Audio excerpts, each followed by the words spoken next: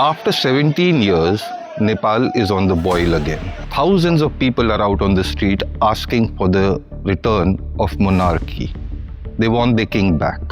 In a world where democracy is a currency, why would Nepal want to go back to monarchy? Let's go back in history and we'll understand that the country was ruled by kings for 240 years, starting with the Rana families that ruled Nepal till 1951, and then as a constitutional monarchy under King Tribhuvan from 1951 to 2008. In 2001, tragedy shook the country. The Crown Prince Dipendra killed his entire family. Then, briefly, Dipendra was crowned as king in the hospital bed because he had shot himself as well. And within a couple of days, King Gyanendra became the king. The setup with King Gyanendra on the top lasted only for 7 years, until 2008. There was a civil war that raged for 10 years and 17,000 people were killed. The monarchy was abolished. Gyanendra stepped down without any protest. As part of the deal, he agreed to stay away from politics and was allowed to live as a respectable former head of state.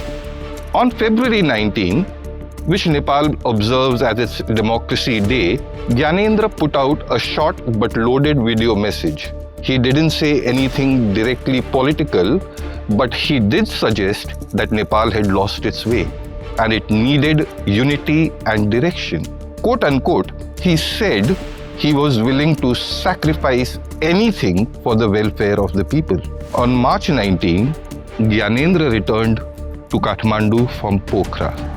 Thousands of people came out to greet him. They were chanting for the king to come back and save the nation. See, there have been sporadic pro-monarchy protests in the last 5 years, but nothing of the scale that we are seeing now.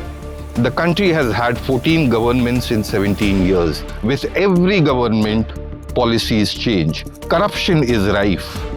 Services offered by the government are poor. Prices are rising and there are no jobs for people there. Now many people see this monarchy as a symbol of order and national pride. So while sporadic protests have been continuing since February, things got tense on March 28th. A protest in central Kathmandu turned violent.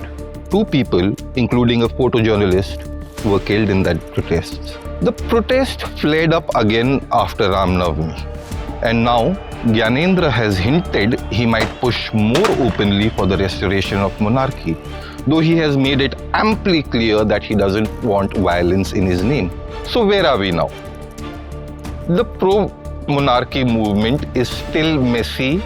The leaders are divided, but the anger is real. It is palpable. People are done with how things are. I spoke to many youngsters in Nepal, and all they wanted was change.